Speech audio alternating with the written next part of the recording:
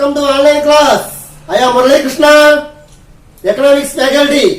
వినండి వినండి ఉల్లాసంగా ఉత్సాహంగా.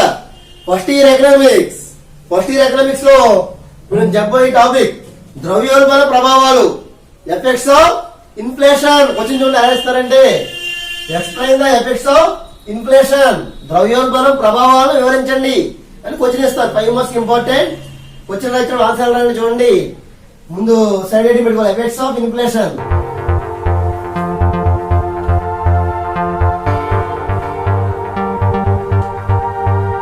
ఎఫెక్ట్స్ ఆఫ్ ఇన్ఫ్లేషన్, ద్రవ్యోల్బణ ప్రభావాలు.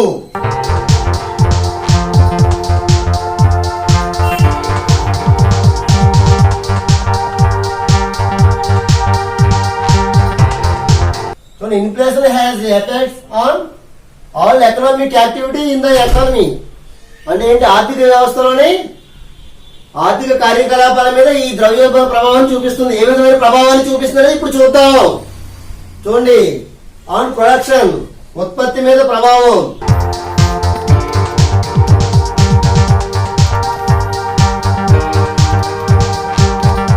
ఉత్పత్తిపై ప్రభావం చూడండి. There may be positive and negative impact of inflation on production. అంటే ఉత్పత్తి మీద ఇది పాజిటివ్ గాను నెగిటివ్ గాను దీని యొక్క ప్రభావాన్ని చూపిస్తుంది. అంటే ఏంటి, సానుకూలంగా ప్రతికూలంగా ప్రభావం చూపించడం జరుగుతుంది. అంటే చూడండి, ఇప్పుడు ఏమవుతుంది, ధరలు పెరిగిపోవడం వల్ల అసలు ద్రవ్యోల్బణం ఏంటి, కంటిన్యూస్లీ ఇంక్రీజింగ్ ద ప్రైసెస్. అంటే ఏంటి, నిరంతరం ధరలు పెరిగే స్థాయిని ద్రవ్యోల్బణం అంటారు. ఈ ధరలు విపరీతంగా పెరిగిపోవడం వల్ల ఏమవుతుంది, సామాన్యుడు తనకు కావలసినటువంటి అవసరాలు తీర్చుకోలేకపోతున్నాడు. తన సంపాదన అంతా కూడా నిత్యావసరాలకే సరిపోతుంది. ఇంకా తను సంపాదించడానికి అవకాశం అనేది ఉండడం లేదు. దాంతో పేదవాళ్ళు ఇంకా పేదవాడిగా మారుతున్నారు. దానికి కారణం ద్రవ్యోల్బణం, ద్రవ్యోల్బణం, ద్రవ్యోల్బణం, ఇన్ఫ్లేషన్. చూడండి, ముందు ఆన్ ప్రొడక్షన్, ఉత్పత్తిపై ప్రభావం చూడండి.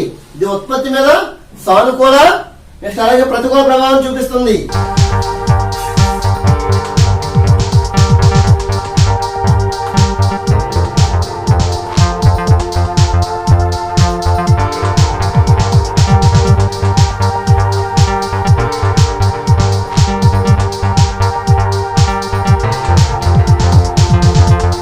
చూడండి, ఫస్ట్ పాయింట్ చూడండి, mild inflation stimulates production as it increase the profit margin. అంటే ఏమవుతుందంటే, ఇక్కడ మైల్డ్ ఇన్ఫ్లేషన్ అంటే ఏంటంటే తక్కువ ద్రవ్యోల్బణం ఉన్నప్పుడు ఏమవుతుందంటే ప్రొడక్షన్ మీద దీని ప్రభావం చూపిస్తుంది అన్నమాట. ఓకేనా, ఏం చేస్తుందంటే ఇది వ్యాపారస్తులకి వారి యొక్క మార్జిన్ ని పెంచుతుంది. ఏదేంటి, కొంత ద్రవ్యోల్బణం ఉంటే, తక్కువ ద్రవ్యోల్బణం ఉన్నప్పుడు, అది అధికంగా ద్రవ్యోల్బణం ఉన్నప్పుడు వస్తువులు కొనలేక చాలా నష్టాలు అనేది కలగడం జరుగుతుంది. కానీ మైల్డ్ ఇన్ఫ్లేషన్ ఉన్నప్పుడు, తక్కువగా ఉన్నప్పుడు, ఇన్ఫ్లేషన్ అంటే ద్రవ్యోల్బణ స్థాయి తక్కువగా ఉన్నప్పుడు వ్యాపారస్తులకు లాభాలు వస్తాయి, లాభాలు పెంచుతాయి.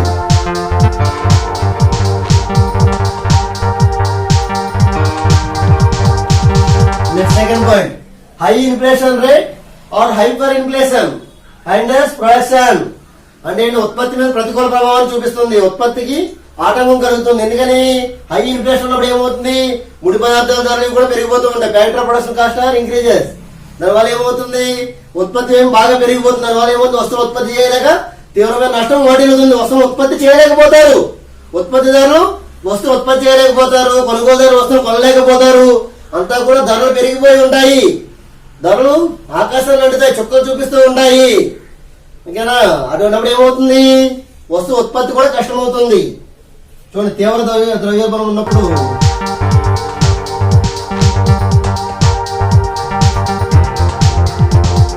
తీవ్ర ద్రవ్యోల్బణం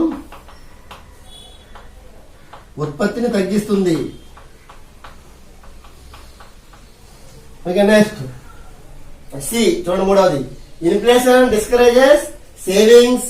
this effects the capital formation which in turn effects production. అంటే ఇది ఏమవుతుందంటే పొదుపు మీద కూడా దీని యొక్క ప్రభావం చూపిస్తుంది. అలాగే మూలధన సంచయనం మీద దీని యొక్క ప్రభావం చూపిస్తుంది.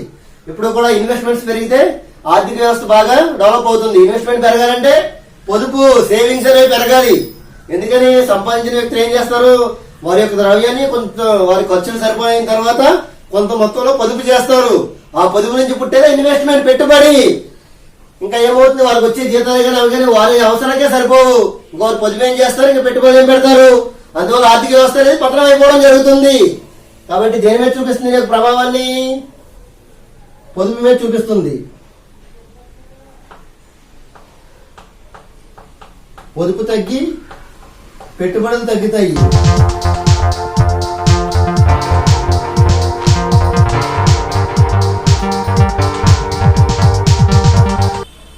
ధరలు విపరీతంగా పెరిగిపోవడం వల్ల ఏమవుతుంది, పొదుపు తగ్గి పెట్టుబడులు తగ్గిపోతాయి. దానివల్ల ఏమవుతుంది, ఆర్థిక వ్యవస్థ వెనుకబడి ఉంటుంది. నెక్స్ట్ రెండు, ఆన్ డిస్ట్రిబ్యూషన్ అంటే ఏంటి? పంపిణీపై ప్రభావం. ఆన్ డిస్ట్రిబ్యూషన్ పంపిణీపై ప్రభావం.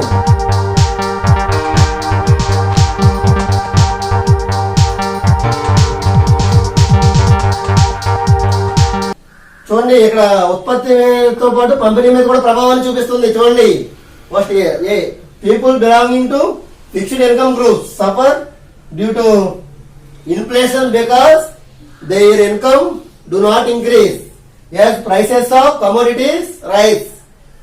Extra pensioners. Example ఏంటి? Pensioners. చూడండి, అర్థమైంది. Have understood? Fixed income groups అంటే ఏంటి? నెల నెల 10,000 15,000 రూపాయల జీతం వచ్చే ఉద్యోగాలు ఉంటాయి. వారికి ఏమవుతుంది, ఫిక్స్డ్ ఇన్కమ్ గ్రూప్ ఉన్న వారికి ఏమవుతుంది, ఈ ధరలు పెరిగితే వారి ఆదాయం పెరుగుతుందా?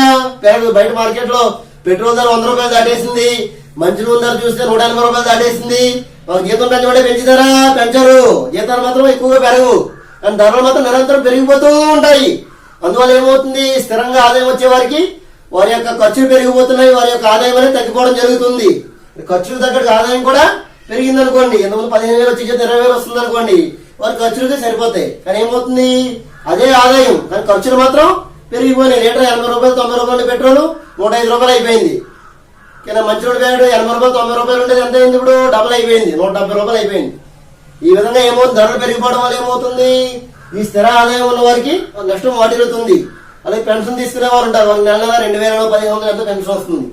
ఇక ఆ పెన్షన్ తీసుకుంటారు అంతే, ఇంకా వేరే ఆదాయం అనేది ఉండదు. దానివల్ల ఏమవుతుంది, ఆ వస్తువును కొనుగోలు చేయలేక తీవ్రంగా నష్టపోతారు.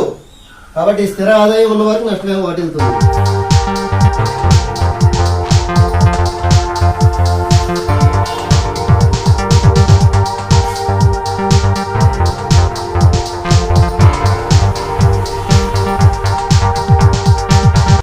చూడండి, స్థిర ఆదాయం కదా నష్టం ఏర్పడును. Next B, workers and wage earners in the informal sector normally work for fixed incomes. అంటే వర్కర్స్ అంటే ఎవరు? కార్మికులు ఉంటారు. కార్మికులు ఏం చేస్తారు, ఎంతో మంది వేతనాలు చేస్తూ ఉంటారు. వారి ఆదాయం పెరిగే అవకాశం అనేది ఉంటుందా? ఉండదు. కాబట్టి కార్మిక వర్గానికి కూడా నష్టం వాటిల్లుతుంది. కార్మిక వర్గం నష్టపోతుంది.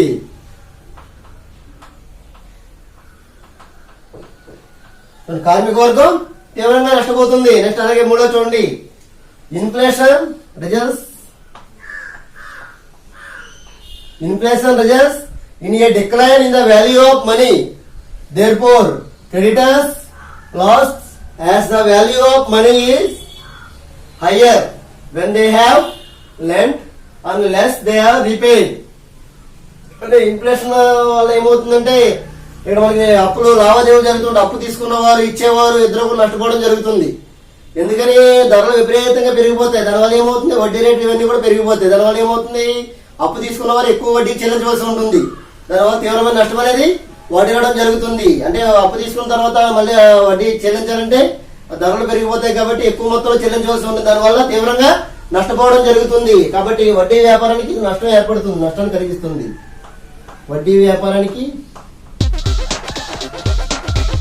ద్రవ్యోల్బణం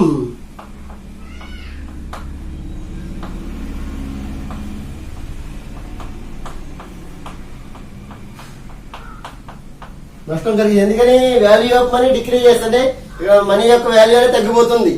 దానివల్ల ఏమవుతుంది, ద్రవ్యం యొక్క విలువ తగ్గిపోవడం వల్ల ఎక్కువ ద్రవ్యాన్ని చెల్లించవలసి ఉంటుంది. ఇక్కడ అప్పు తీసుకున్న వారు ఇచ్చే వరకు నష్టం అనేది ఒకటి జరుగుతుంది. నెక్స్ట్ నాలుగోది, because of inflation consumers loss but entrepreneurs gain. దీనివల్ల ఏమవుతుంది, వినియోగదారులు నష్టపోతారు. ద్రవ్యోల్బణం ధరలు విపరీతంగా పెరిగిపోవడం వల్ల ఎవరు వినియోగదారులు మన వస్తువు కొనే వాళ్ళు నష్టపోతారు. వ్యాపారస్తులు ఏం చేస్తున్నారు, ఆ వస్తువు యొక్క ధరలు ఇంకా పెంచివేసి వాళ్ళు లాభాన్ని పొందుతున్నారు. కాబట్టి ఏమవుతుంది, ఇక్కడ వినియోగదారులు నష్టపోతున్నారు. ఓకేనా, consumers loss but entrepreneurs gain, అంటే వాళ్ళు లాభాలు ఆర్జిస్తున్నారు. అంటే ఏమవుతుంది, ఇక్కడ వినియోగదారులు నష్టపోతున్నారు.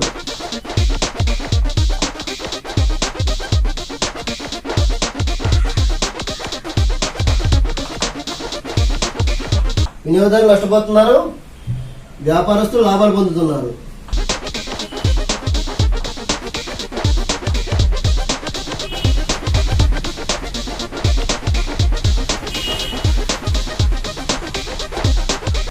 వినియోగదారులు నష్టపోతున్నారు, ఎక్కువ ధరలు వస్తువులు కొనలేక. వ్యాపారస్తులు ఏం చేస్తున్నారు, వస్తువు ధర 10 రూపాయలు పెడితే ఇంకో 5 రూపాయలు పెంచి 15 రూపాయలు పెంచి వినియోగదారుల దగ్గర దోపిడీ చేయడం జరుగుతుంది.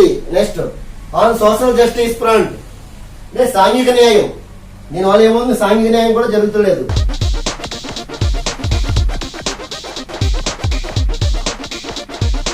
ధరలు పెరగడం వల్ల సాంఘిక న్యాయం అనేది జరగడం అనేది. చూడండి, economic inequalities lead to unequal opportunities in matter of health, education and employment. This results in social justice. అంటే చూడండి, ఇక్కడ ఏమవుతుంది, ఎకనామిక్ ఇన్ఈక్వాలిటీస్ అంటే ఆర్థిక అసమానతలు ఏర్పడుతున్నాయి. దానివల్ల ఏమవుతుందంటే చాలా మందికి ఆరోగ్య పరంగా కానీ, చదువు పరంగా కానీ, నెక్స్ట్ అలాగే ఉద్యోగులకు కానీ, ఎంప్లాయ్మెంట్ ఉద్యోగిత పరంగా కానీ ఏమవుతుందంటే సాంఘిక న్యాయం అనేది జరగడం లేదు. ధనవంతులు ఏంటి, ధనం పెరగడం నష్టం ఉండదు. ఎందుకని వాటి దగ్గర కోట్ల రూపాయలు ఉంటాయి కాబట్టి. పేదవాడి దగ్గర చిరిగిన కోటి కూడా ఉండదు. ఇంకా నిత్యావసరాలు ఇవన్నీ ఏం కొంటారు, అవి సరిపోవన్నమాట. కాబట్టి ఏమవుతుంది, ఇక్కడ సోషల్ జస్టిస్ సాంఘిక న్యాయం అనేది జరగడం లేదు. సాంఘిక న్యాయం జరగడం లేదు. చూడండి, ఆరోగ్యం అలాగే ఆరోగ్యం, విద్య,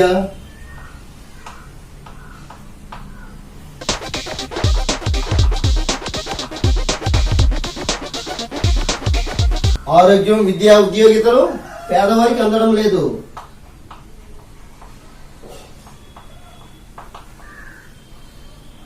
ధనవంతులు మాత్రం ఏం చేస్తున్నారు, వారు ఖరీదైన నిత్యావసరాలు ఇవ్వాలి, ఖరీదైన విలాసాలు ఇవన్నీ కూడా ఖర్చు పెడుతున్నారు. ఖరీదైన విలాసాల కోసం ఖర్చు పెడతారు. కానీ నిత్యావసరాలు నిత్యావసరాలు కూడా వారి యొక్క ఆదాయం అనేది సరిపోవడం లేదు. నెక్స్ట్ ఆన్ పొలిటికల్ ఫ్రంట్, రాజకీయ కారణాలు, రాజకీయ ప్రభావం.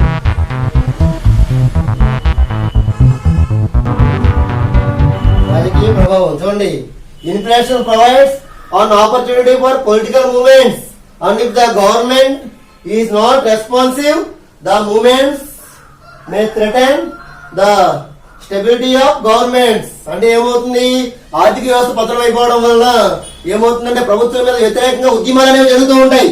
ఎందుకంటే ధరలు పెంచుతున్నారు, ధరలు తగ్గించాలని చెప్పి ఉద్యమాలు జరుగుతూ ఉంటాయి. ఇటువంటి ఉద్యమాలు జరిగిన ప్రభుత్వం సరిగ్గా స్పందించకపోతే ఏమవుతుందంటే ప్రభుత్వాలు కుప్పకూలిపోయే పరిస్థితి కూడా ఏర్పడుతుంది. ఈ ద్రవ్య బలం వల్ల ప్రజల్లో వ్యతిరేకత వ్యక్తం అవుతుంది. ఇప్పుడు చూడండి, బండ్ల పెట్రోల్ పెట్టుకుంటున్నాం. ఇంతకుముందు 80 రూపాయలు 90 రూపాయలు ఇచ్చిన లీటర్, ఇప్పుడు ఎంత 105 రూపాయలు 100 రూపాయలు ఇచ్చినా సరే సరిపోవడం లేదు. పైన 5 రూపాయలు ఇవ్వాల్సి వస్తుంది. దానివల్ల ఏమవుతుంది, అందరిలో కూడా ఉద్యమ భావాలు ఏర్పడతాయి. ఈ ప్రభుత్వం ధరలు పెంచేస్తుంది అని చెప్పి దాని మీద ఏమవుతుంది, ప్రభుత్వం మీద పోరాటం చేస్తారు. దానివల్ల ప్రభుత్వానికి నష్టం ఏర్పడుతుంది. చూడండి, ఆర్థిక వ్యవస్థ పతనం అవడం వల్ల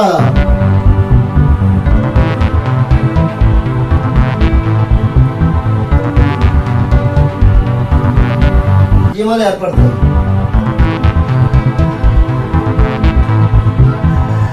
ఉద్యమాలు ఏర్పడి ప్రభుత్వానికి వ్యతిరేకత ఏర్పడుతుంది.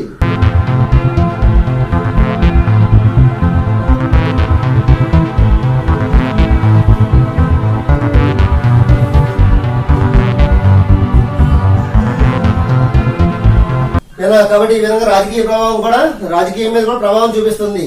అవి అండర్స్టూడ్. ఈ విధంగా ద్రవ్యోల్బణ ప్రభావాలను ఇచ్చినప్పుడు, ఎఫెక్ట్స్ ఆఫ్ ఇన్ఫ్లేషన్ ఇచ్చినప్పుడు ఈ పాయింట్స్ రాయాలి. ఫస్ట్ పాయింట్ ఏంటి, ఆన్ ప్రొడక్షన్ ఉత్పత్తిపై ప్రభావం. Second one is on distribution పంపిణీపై ప్రభావం. Third one is on social justice front సాంఘిక న్యాయం. Fourth one is on political front రాజకీయంపై ప్రభావం. ఇవన్నీ రాయాలి. 5 మస్ట్ ఇంపార్టెంట్. వినండి ఉల్లాసంగా ఉత్సాహంగా.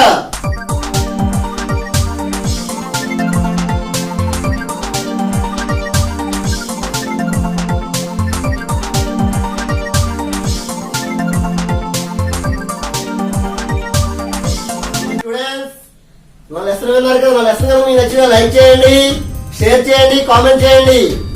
అలాగే గంట సింబల్ నొక్కి నా ఎకనామిక్స్ ఛానల్ సబ్స్క్రైబ్ చేయండి. Please like, share, comment and subscribe my channel economics Murali.